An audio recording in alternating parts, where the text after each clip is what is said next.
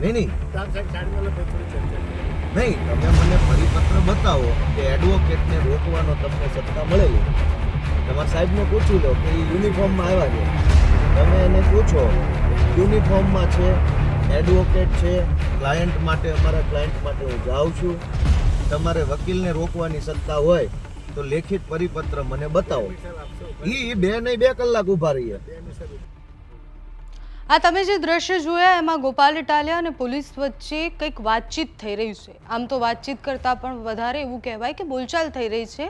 ગોપાલ ઇટાલિયા એ ચૈત્ર વસાવાને મળવા માટે જાય છે. એમના ઓફિશિયલ એડવોકેટ બનીને ગોપાલ ઇટાલિયા જઈ રહ્યા છે. હમણાં જ વિસાવદરની ચૂંટણી જીત્યા બાદ ગોપાલ ઇટાલિયા વિજય યાત્રા કરી રહ્યા છે, અલગ અલગ જગ્યાએ જઈ અને વિસાવદર કઈ રીતના જીત્યા, આમ આદમી પાર્ટી કેવી રીતના મજબૂત થઈ એની વાતો વચ્ચે જ્યારે ચૈત્ર વસાવાની ધરપકડ થાય છે ત્યારે ગોપાલ ઇટાલિયા એમને મળવા માટે પહોંચે છે. મળવા પહોંચે છે તો પોલીસ રસ્તા વચ્ચે ગોપાલ ઇટાલિયાને અટકાવે છે અને પછી પોલીસને સવાલ કરતા દેખાય છે કે હું વકીલ છું અને મને પરિપત્ર બતાવો કે તમે મને કેમ અટકાઈ રહ્યા છો. હું ચૈત્ર વસાવાને ઓફિશિયલી વકીલ તરીકે મળવા જાઉં છું, હું નેતા તરીકે મળવા નથી જઈ રહ્યો. એ મારા ક્લાયન્ટ છે અને હું એમને મળવા જાઉં છું. આજે એમને કોર્ટમાં રજૂ કરવાના છે અને પછી પોલીસ સાથેની એ બોલચાલ સામે આવે છે જેમાં ગોપાલ ઇટાલિયા એ પોલીસને અનેક સવાલો કરતા દેખાય છે. રસ્તા વચ્ચે જ્યારે પોલીસ ગોપાલ ઇટાલિયાને રોકે છે ત્યારે શું થાય છે એ જુઓ પહેલા. હા બોલો. નમસ્કાર સાહેબ. નમસ્તે. બોલો બોલો સાહેબ. કાચ ખોલો નાખો. મને રોકવાનો હુકમ છે સર. કઈ ખુશીમાં? હા સાહેબ આપ જાઓ છો ને. હા બતાવો, લેખિતમાં હુકમ બતાવો મને. આપ સાહેબ બધું ક્યાં બતાવો? નહીં, હું વકીલ છું. તમે વકીલને રોકવાનો પરિપત્ર હોય તો બતાવો. સાહેબ તો ધારાસભ્ય છે ને આપને સર. નહીં નહીં, હું અત્યારે એડવોકેટ છું, મારા યુનિફોર્મમાં છું. તમે વકીલને રોકવાનો હુકમ હોય તો બતાવો, નહીંતર પછી હું તમારા વિરુદ્ધ ફરિયાદ કરીશ. તમને હુકમ હશે એ સ્વીકારો. હું એડવોકેટ છું. નહીં નહીં, હું એડવોકેટ છું, યુનિફોર્મમાં છું, હું અમારા ક્લાયન્ટ માટે જાઉં છું. વકીલને રોકવાનો તમને કોઈ સત્તા હોય તો તમે મને પરિપત્ર બતાવો. હું ધારાસભ્ય છું, હું ગુજરાતનો નાગરિક છું, એ બધું બરાબર છે. આજે હું વકીલ છું, આપને સાહેબ આ રોકવાનું કીધું હતું. બરાબર છે, પણ હું એડવોકેટ છું, હું મારા યુનિફોર્મમાં છું. અમારી બી સાહેબ થોડી મજબૂરી છે. ના ના, મજબૂરી શું કામ છે? તમે કાયદા પ્રમાણે હાલો ને, કાયદા પ્રમાણે હાલો. મજબૂરી શું કામ? બસ ઉતારી રાખો વિડીયો ભાઈ. નહીં નહીં તો આપ સાહેબ સાઈડમાં લો ભાઈ, થોડી ચર્ચા કરીએ છે. નહીં, તમે મને પરિપત્ર બતાવો કે એડવોકેટને રોકવાનો તમને સત્તા મળેલી છે.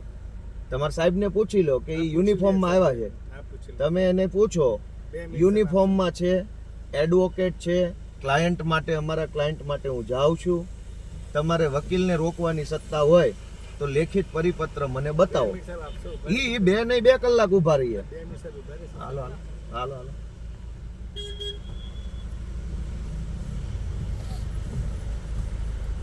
ગોપાલ ઇટાલિયા સાથે અમે સંપર્ક કરવાનો પણ પ્રયાસ કર્યો છે. એમની સાથે વાતચીત થાય એટલે આખી ઘટના શું હતી એ તમારા સુધી પહોંચાડીશું.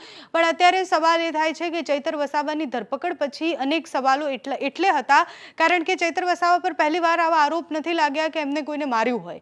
આની પહેલાં પણ વન અધિકારીને મારવાના આરોપ એમના પર હતા, એમને ઘરે બોલાવી અને પછી દાદાગીરી કરવાના આરોપ હતા કે ચૈત્ર વસાવા જેલમાં પણ ગયા હતા. ફરી એકવાર એમના ઉપર સંજય વસાવાએ આરોપ લગાવ્યા છે અને સંજય વસાવાએ આરોપ લગાવ્યા છે કે સંકલન બેઠક સમયે બોલચાલ થઈ. ચૈત્ર